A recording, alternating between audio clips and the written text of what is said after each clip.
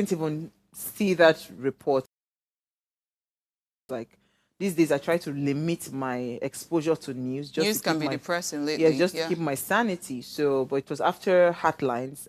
The guest was talking about an arrest. I said, "What happened?" Oh, that they had invited the governor of former governor, sorry, of Delta State, Ifeanyi Okowa.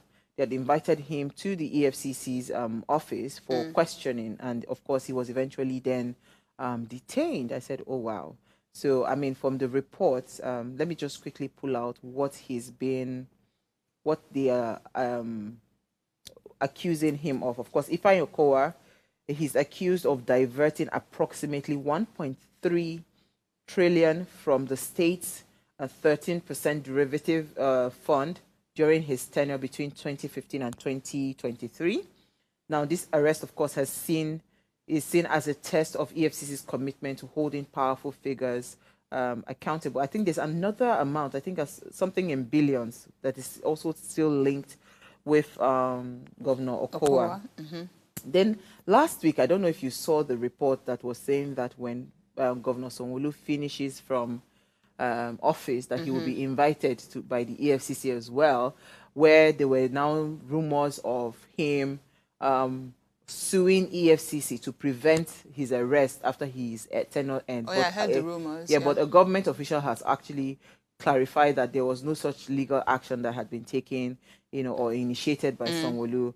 Of course, again, there's a lot going on because Sanwo-Olu's situation reflects a change, and politicians are literally looking afraid because they are now wondering what will happen post tenure. Yeah. Because if they start all these investigations and all of that, how it will affect things. But if you look at EFCC and Yahaya Bello, right? Is it just Yahaya Bello? Better. Betta's case, it's died down. Whatever. Do you have any update on Betta? But we only know that she's not the EFCC invite her? Was she invited? I'm not 100% sure about that. Why was she not invited to? And wait, let's even take it. Let's even take it step by step. Betta Edu's case is a case of, until we saw this thing, nobody has invited her to say whatever. But my own is even more of, because governors are the ones that have those immunities. You understand? They have those immunities. So EFCC's case, handling the case with Yahaya Bello, now you now see why people feel like EFCC in Nigeria, you have to exhibit some level of madness. Do you understand? You must show that you be wary before you can get away with a lot of things, because there are accusations that Yahaya Bello is backed by a very big godfather in this country. That is why EFCC... Also, because that's like he's like under the protection of Kogi State governor. You understand? That is why it seems like nothing is happening, because now Okowa did a soft guy, let me just go there, and they've detained him. Only God knows how long this detention will be. Better not become another... So do you see any level of sincerity around EFCC? Honestly, EFCC has been dicey. I don't think EFCC has ever had a clean, and when I mean clean, I don't mean like corrupt. I mean clean is like in like a very transparent record. There has always been something dicey about EFCC that we are kept wondering, is this true? Is this not? Because we know how EFCC has gone through hell and high waters to capture some people. For instance, who was this Owerri guy? I can't remember, former governor of Okorocha. He was the one they had to break open the roof. The window. In Abuja. I was in Abuja when that happened then. And so we were all like, oh my God, these people can actually go to this length to get someone. And so here comes Yahaya Bello now. And how many centuries or months later, you've invited him over and over again. And instead, he now turns around to gather other governors to sue EFCC saying, we don't want your presence. Because we didn't agree to you. And there is also this party conversation, if they are perhaps partial to a particular party, because we all know Kowa is Team PDP and Yahaya Bello is APC. So word on the street, are they partial to, do they feel like people under APC, they are untouchable, and then people under PDP is easy, cheap meat for them to go, just pick up one and score credit and like, okay, look, we are working. But I think Yahaya Bello, yes, Okowa is, how much is it? 1.3 trillion naira. That is a whole lot. Yahaya Bello is still in billions. This one not enter trillion. Plus, I think there was another 110 billion also associated to Yahaya Bello. So it's like double cases. But at the end of the day, with the way EFCC is going about their handling their case, I don't think they're transparent enough. And they might be doing a great job, or there might be certain cabals or certain obstacles in their way of, you know, bringing justice or questioning Yaya Bello. But sincerely, I don't think they're being transparent enough with us. And if they are not as transparent as we want them, then chances are Nigerians are never really going to be able to trust them. And if we don't trust them, how exactly are they going to end that corruption? If some people are untouchable, because the beauty of EFCC is there are people that cannot be touched. So ideally, we are made to believe that their office is such that all those people that cannot be touched by the police or by the military or all the investigations, EFCC is that office that should be able to walk into that office and touch them. They're meant to be. But hasn't EFCC always been seen or what's it called, positioned to be the pawn in the person that is at the helms of affairs? Because again, if you recall, during Obasanjo's time, you know, EFCC was heavily accused of what's it called, of being a tool in the hands of the former president Olusegun Obasanjo, just attacking the people that did not align with him, or the people that wanted to be against him, or they were not, you know, loyal to him or whatever, because that has always been the allegation. So I don't know how a body that is meant to be an anti-corruption body focuses, because if EFCC truly wants to end corruption or fight corruption in Nigeria, there is nobody that cannot be questioned. There's nobody that cannot be touched. Except people with immunity. No, so even with the that's why they are now saying that they are waiting for you when you finish your tenure. Send you a letter. You understand? When you finish your tenure, they would invite you. But what I see that might begin to happen would be that a lot of people will just get smarter, because with everything that has happened in Nigeria, politicians are getting smarter by the day. You understand? Because again, yes, politicians are getting smarter by the day.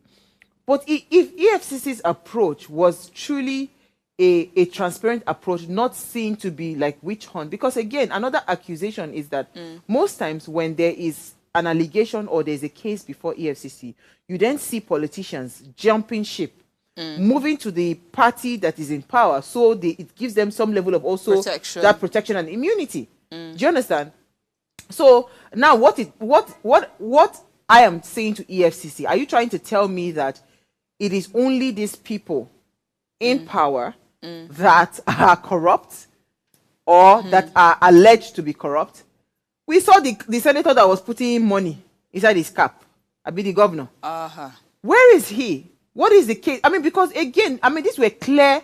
We have clear examples, like clear examples that is not even hidden, of corruption cases. You know, so what EFCC would show to me, if they really want to prove to me that they're fighting corruption, is that we'll start to see heavy prosecutions going on, and people actually going to jail for a lot of things. Understand? For instance, the thing they did with Bobrisky, and they were the ones that arrested Bobrisky for mutilation of the naira currency. And we know Bobrisky is not the only one who's done that. There has been videos over and over again, and people would say that, oh, the thing is, Bobrisky was, just like you said, people are getting smarter. And Bobrisky was blamed that, you were not smart enough. You would have told them, oh, that's not a naira note. Can you prove it? Can you show me the currency? Can you see the currency? Can you see the number? How do you prove that this is real naira notes? You know, and in cases like that, I think that's another way out, because the law, there's always a way to navigate out of it. So I think that the smarter they get, the harder it becomes for EFCC. Because imagine if I was an EFCC official and you are guilty of, I don't know, mutilating or abusing the naira notes, and I come to you and you give me that kind of, or your lawyer tells me that kind of stuff. This is a video. How do you prove it? So what that means is you have to zoom in and find the numbers to prove that this is a real naira note. And so if you cannot prove it, that means I'm free. At least I think lawyers help me out here. I'm not quite sure how that goes, but at least I think that means that I am free. So with hitches and obstacles like that, or even the growing smartness, or what's the word for it? Yeah, the smarter people are, the harder it becomes for them to do their job, I think. You know, I smile because I feel like EFCC's the body itself is, first of all, I feel like it's a lot of waste of resources having that body set up, because there's multiple agencies doing almost the same thing. We have ICPC, because those ones are also investigators of corruption, and I hear those ones are really, really thorough. But we don't hear much about them. So that's the thing, you know, there are EFCC is like the celebrity of the celebrity of the financial crimes and all of that. But there's ICPC. And so if you really want to fight or end corruption, why do you wait at the end, right? Plucking off the leaves. There is a root of corruption. We know that in Nigeria, we don't have systems, we don't have structures. Do you get what I'm saying? What happened with EFCC intentionally going into some of these parastatals to say, you know what, there has to be, because in fairness, I have heard that in government, that's why they do all those paper signing and all of that if they want to trace any money, they are able to trace it. With all the paperwork? With all those paper things, they are able to trace it. That the government, whatever, is one of the most, the civil servant, that process, that workflow, is one of the most really, really thorough and thorough thing. So that, what's the word? That process is there. If EFCC truly wants to, you don't have to wait till people are stealing the funds. Why don't you just even, I like a preventive approach to anything. Do you understand what I'm saying? There are means that people steal money. Part of the anger that I hear that the civil servants had towards Governor Ambode, because he was an accountant, you know, so he understood where the loopholes were. You understand? For financial crimes, he understood where those loopholes were. So he was able to pluck out, and block off any channel of anybody siphoning or embezzling or whatever. So I feel like that should be the approach EFCC should take. Why wait when people have already stolen the money? Of what use? They will not start talking here, talking there. Now still spending money to prosecute some of this, or to prolong some of these cases, because this case is just getting started. An investigation can take it can take 5 years, it can take 10 years, you know, it can take however long they want to take it. But wanting to, I completely agree about taking preventive measures instead of medicine after death. When they've embezzled the money and the money is gone, if they're meant to build roads, or their tenure is over, there's nothing that can be done about the money, and now you're prosecuting them. What is really going to happen? So the question is it really within their power to establish that? Because Nigeria is configured in such a way that no matter what you want to do, it has to pass through the National Assembly, through Mr. President. And so whatever structure that they want to establish, it needs to go through the approval of National Assembly. Of course, I know. And some of these people are the same ones who, well, according to news, sometimes are guilty of these embezzlements. A lot of, that's why I'm saying to you that's why I am very worried about some of these things that I hear in the news. It's supposed to be a good thing that, EFCC is trying to trace 1.3 trillion. You know, somebody has said something in a funny way in Nigeria, that if you want to steal money, steal big money. It's true, because in Nigeria is not that place where if you go and steal 100 million, you rot in jail. You understand? But if you steal 1 trillion, you have 100 million to bail yourself. There's every possibility that you'll be able to come out of that rigmarole. Do you get what I'm saying? Yeah. That is how bad, and that's why you see that the embezzlement and the amounts that you hear that are being stolen is getting bigger and bigger by the day. Before, when you heard of corruption cases, it was in millions. Yeah. All of a sudden, it grew to billions. Now, when you hear of corruption cases, you're hearing trillions. Tens of billions. Do you understand? So it means that whoever said that statement, the person has clarity as to what is going on, because they've told you, if you want to steal, better steal where? You say you want chop frog, chop the one way get egg. That's what they've said. Because if you want to steal money in this country, you have to embezzle something that is big enough to be able to settle all the people that might eventually throw you in jail. That is what is happening. But let's take a break, right? When we come back from that break, I'd love to hear people's thoughts. Do you think EFCC can truly end corruption in Nigeria? That's the conversation for today. Stay with us. We'll be right back.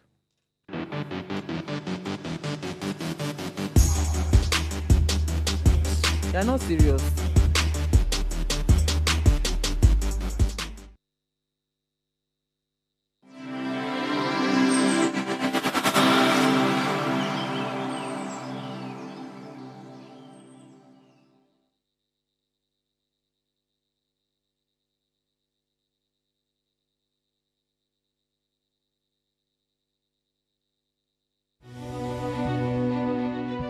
Nigeria, by extension, Africa, is faced with a lot of challenges. With the growing youth population and very little engagement. That is a ticking time bomb. We're blessed people with a diverse culture who have a lot to say. And yes, we are talking. It is important we drive conversations that informs, inspires, and influences thoughts and actions. If we say there is beauty in diversity, then let us embrace our diverse culture. We must continue to courageously be the voice of transformation. As we are the hope for the future, yesterday's conversation shaped today. What are you saying to shape your tomorrow? We know you have a lot to say, and we are here to hear you.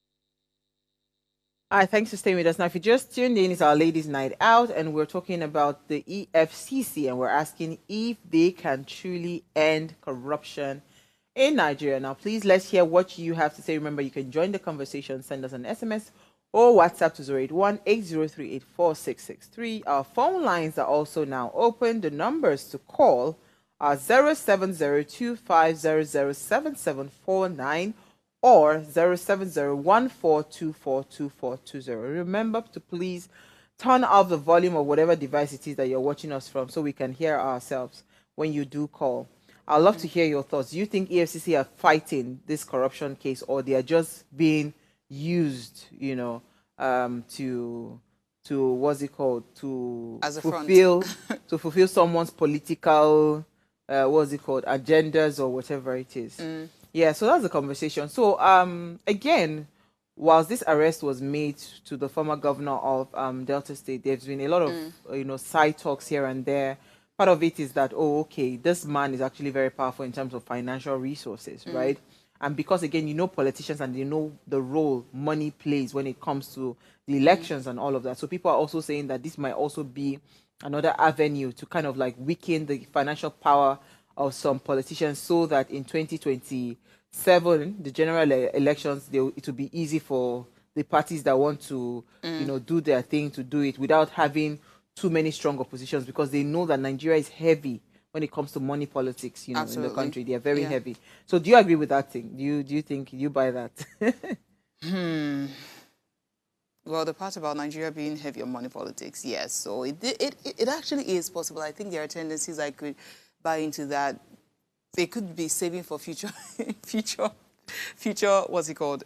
Future election, because where else would the money where else did the money come from? If I had just like Peter, when you worked for your money, you wouldn't take that money and be buy biscuits, buy broom, buy this one, for election. No, I would want to invest it into something more profitable. And so when people are so quick to give away that, like Ghana must go of filled with currencies, it's a bit suspicious. Where did you get that money from? How are you just giving it away? Because as wealthy as Bill Gates is, I've never seen Bill Gates giving away money like that. Even Elon Musk, that is giving away $1 billion. Today is US election, though. Even Elon Musk, that was campaigning for President Trump, former President Trump, and giving away $1 million. It was also, according to reports, that it's not random. That pick is not random. They've planned the people they will give that money to. But I was reading something, and I think it's important we hear this, some of the challenges that EFCC goes through. And this one says the political interference is being considered as the major significant challenge that limits effective performance of EFCC in fighting corruption. Cases involving politicians such as former governors and ministers are usually deliberately frustrated. For instance, out of 31 governors prosecuted since 1999, only 3, Joshua Dariye, Jolly Nyame, and Oji Zokalo, were recently convicted and jailed. This may be attributed to lack of adequate autonomy by EFCC to effectively perform its responsibilities. And they went on to say that apart from lack of adequate autonomy to perform without undue interference Other challenges include the structure of EFCC, which makes it answerable to the presidency. See that? They're not like CBN. They're not completely independent. Even CBN too is not is answerable to the president.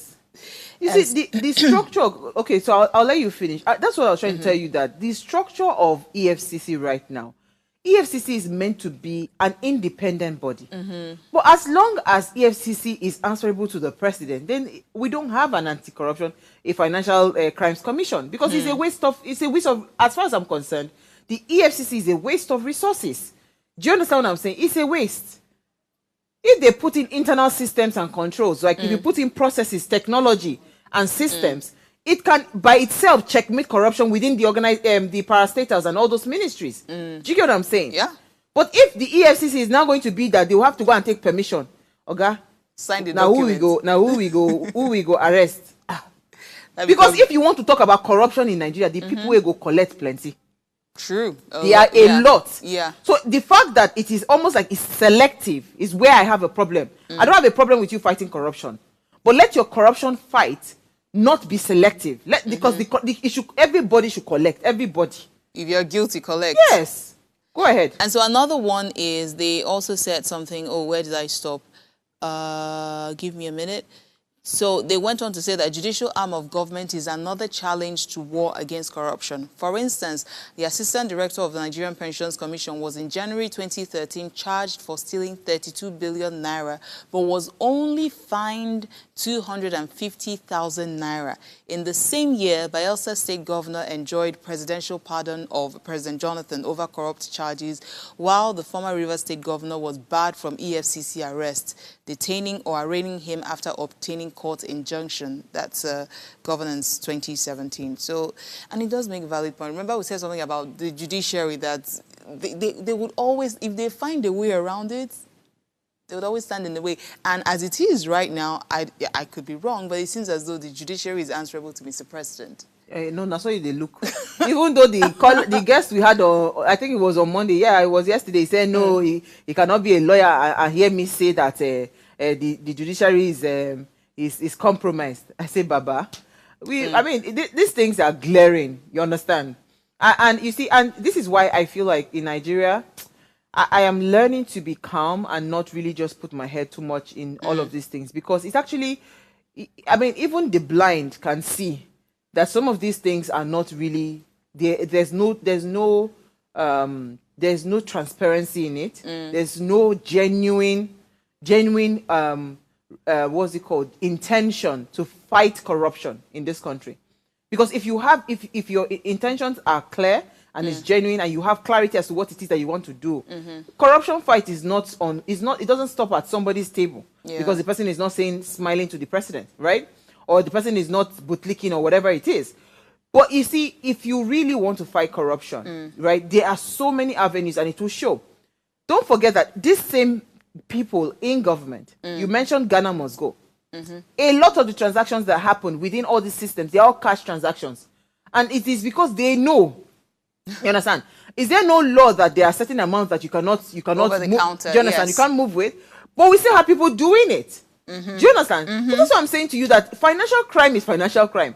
If for instance, there is a business that I've been contracted something and it is running in hundreds of millions, there has to be clarity to say, this is what I'm doing. Most of these funds are untraceable.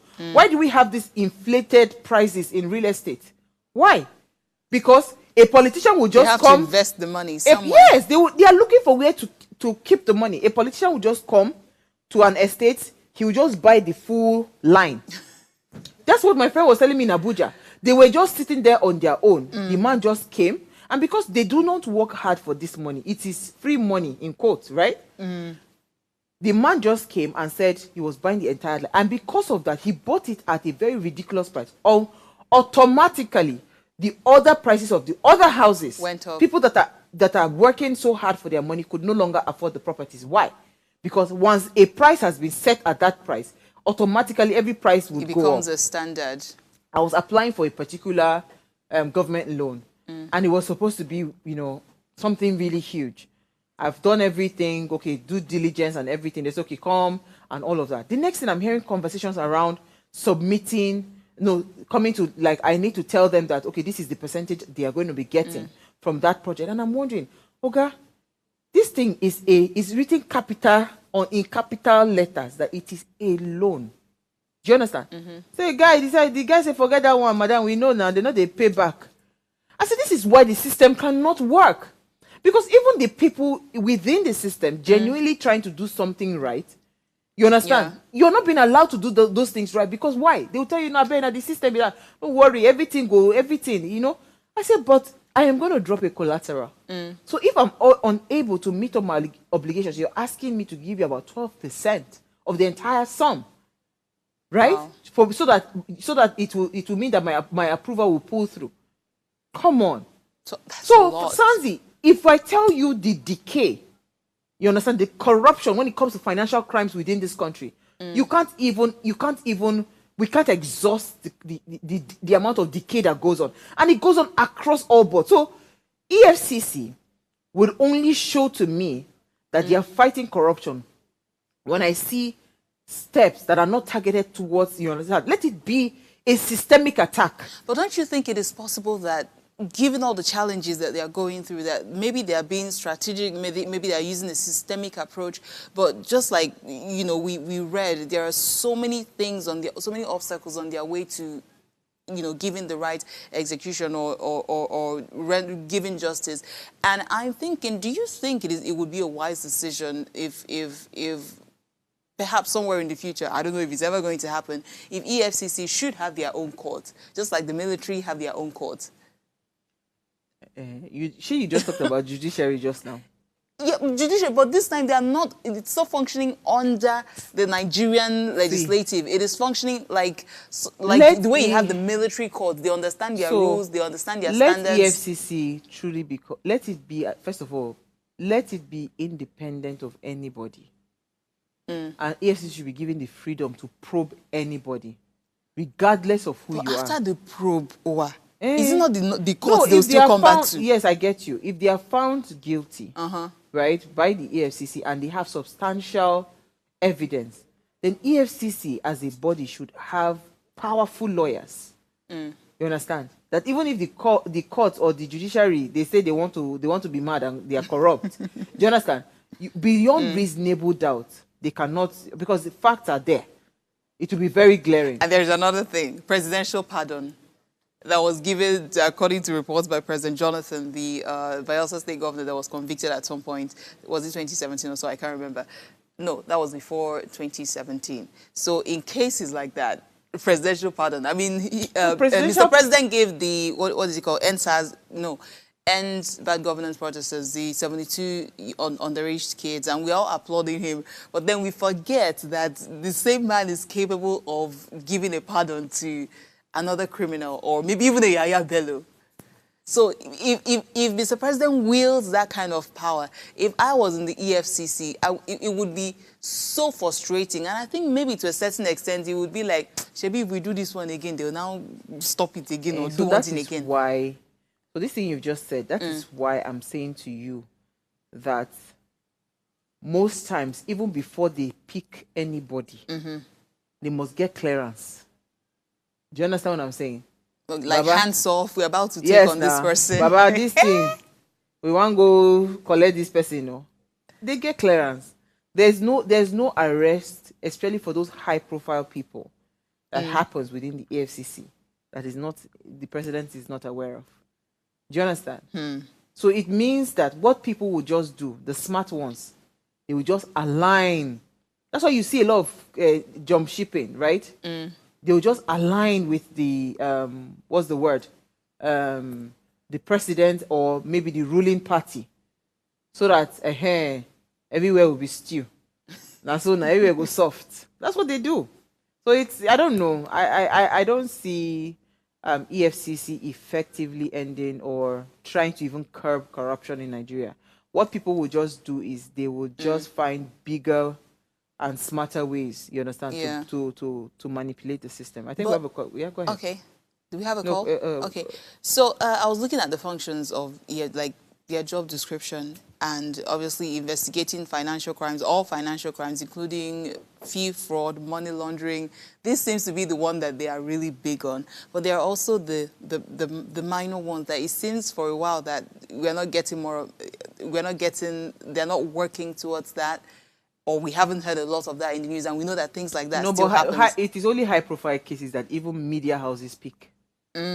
So it's not like EFCC is not working. They work every day. Actually, it is true, because I remember this story on Instablog, or I think that the lady came out and said, oh, they took her husband. And a case like that, yeah, she was under the husband was under the custody. So, mainstream media didn't pick that case because it is not important to them. Because I was going to say that they're also in charge of like watching over contract scam and market fraud and all of that. But yeah, you do have everything. Like there's a lot of fraud going on. So I actually think that they are fighting corruption. It's just that when it gets to this big, large-scale one, high-profile cases, it's hard for them because of the cabals involved. Somebody can just call them handsome. Their ranks. Yes. Yes, you know, that's a huge possibility. So, sincerely speaking, looking at the fact that there are so many other cases that doesn't even make it to the news, it's just that Yaya Bello is obviously a personality, Betta Edu is a personality, Okowa is a personality, and the long list of them, Sanwo-Olu, if what they said is true, is a personality. So, it makes sense why once it gets to those top-ranking officials, it becomes a major challenge. Yeah. Yeah, okay, someone just helped me with this. He was also allegedly accused of buying shares of 40 billion in one of the major banks in Nigeria. He bought shares, 40 billion, representing 8% equity to float the offshore LNG. The funds were alleged to be used for other purposes. That's part of the allegations for former Governor Okowa. So Grace has sent us a message. She says, can EFCC truly end corruption in Nigeria? She put a nope. She says, only if the EFCC stop being biased. How about this bias? Is it not what we are discussing now? No, they tell you. It may not be that they are biased. It may just be that their hands are tied. Now the bias be that. Now, anytime you want there is bias, and then there is my hands are tied. I'm not biased. I want to go here, but my hands are tied. Abi, it's not making sense. It's not making sense. It's how? It's not making sense. I want to go to this door. I really want to go to this door, but my hands are tied. So untie me, and I'll go to this door. It's not biases. I'm sitting here, the door is there. I refuse to go there because I'm scared of the door or something. I think there's a difference. So read the comments. I wouldn't exactly say they are biased. So this one says, good evening, my beautiful sisters of What Are You Saying #ways. Can EFCC truly end corruption in Nigeria? This is a very important question that requires an important answer. To me, if they are serious, focused, and serious-minded, they have all the resources and technical know-how to do so. My dear beautiful sister Owa made mention of prosecution and asking questions, which I agree. She also added that if someone has to steal, let the person steal very well. My dear beautiful sister Sadra said that when people start receiving Ghana Must Go bags filled with currencies, there should be some questioning where they got it from. After hearing the Bobrisky episode concerning what EFCC did, can they be trusted? They have to be consistent in what they do. My dear beautiful sister Sandra, very happy birthday. Thank you so much. Many more years and sound health for you in Jesus' name. Amen. May God bless and bless and bless and grant you your heart desires and meet your needs in Jesus' name. Amen. Thank you so much, Daniel Lilo. That is all right. So I have Loma on the call. Loma, good evening. Welcome. Go ahead. Good evening, my dear sister. Loma, do you believe in the power of the EFCC in Nigeria? Power of it? They don't have power. EFCC doesn't have any power.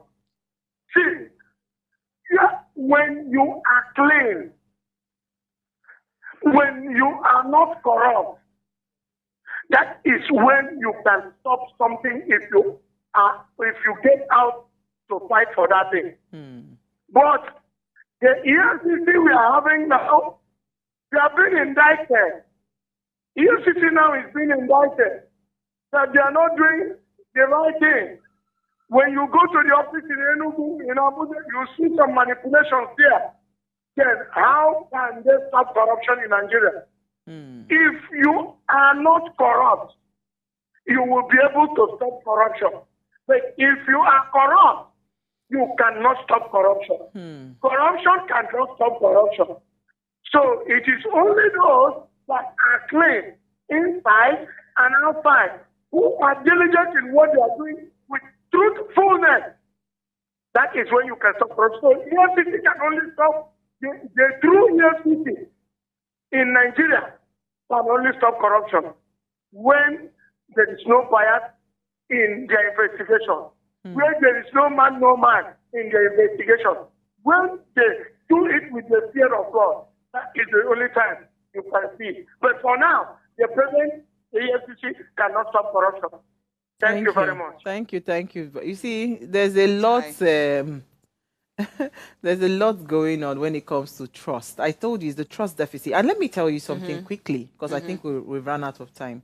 Bobrisky's case, I said something. I said you guys already had him on your watch list. All that drama was unnecessary. You could have just had him at the point where he was about to even check in. Do you understand? Do you understand? Okay, you would have told all these airlines on alert if any figure called Bobrisky from the airport security, they would have known that this figure, the CCTV cameras everywhere, has entered the airport vicinity. You have your guys there. I'm sure that they have their guys that are not wearing uniforms scattered all over the place, trying to look out for all these people that are on their watch list. He was on their watch list and they were checking.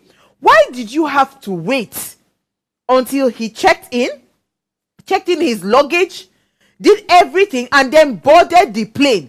It was inside the plane. You now decided to go in. Does that not tell you something? An international flight. You know, an international flight. It was just so ridiculously embarrassing for the Nigerian brand, because you guys just like to sensationalize things. You should have just arrested him quietly when he walked into the airport. You understand? But no, you waited, because before that plane would have boarded, they will still, after checking, they will still wait at the lounge. All of those things, you did not see it. So you now had to leave passengers there stranded. Because they had to onboard his boxes. Yes, his checked-in luggage. They had to remove them from the flight. So does that not tell you that even EFCC, they look out for these kinds of sensational things so that let them be seen to be working? But you're not really working. So the allegation is that he went into jail and he was not in jail. So what are we saying? I just got some things I don't want to say. Because me, I like my sanity. But I'm just saying to you. So it's like they're maybe not, because of the frustration they've experienced with the big fish, when they get people like Bobrisky that is easier for them to capture, they use them as sample. Absolutely. So EFCC, I don't personally believe you are able to fight corruption. I think they're working. They're just having too many constraints. That's fine. I think so. It's her opinion and mine as well. All right, so thank you so much, Sanzi. Thank you, everyone that watched and called. Then, before we go, ensure you subscribe to our YouTube channel. It's at Official Upgrade TV. Headlines is coming up at 9:30. Now, in this fight against economic and financial crimes, we would do the mini and we will do the mega. If we fail to do the mini in a short time from now, the mini will become the mega. I agree with you, Olukoyede.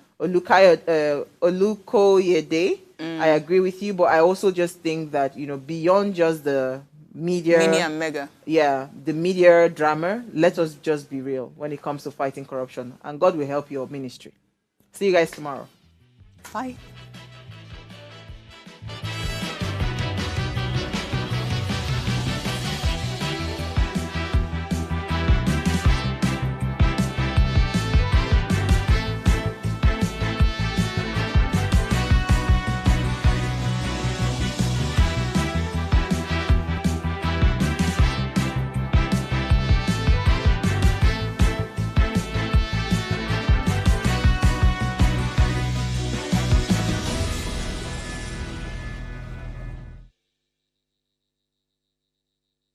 Hey guys, it's Oluchi for Ways Breakfast. Thanks for always tuning in. Our research has shown that you're probably not subscribed to our channel. What are you waiting for? Make sure you hit that subscribe button below so you never miss out on our latest content and stay in the loop with all things Ways. If the channel grows, it means more great content for you guys. So hit that subscribe button now.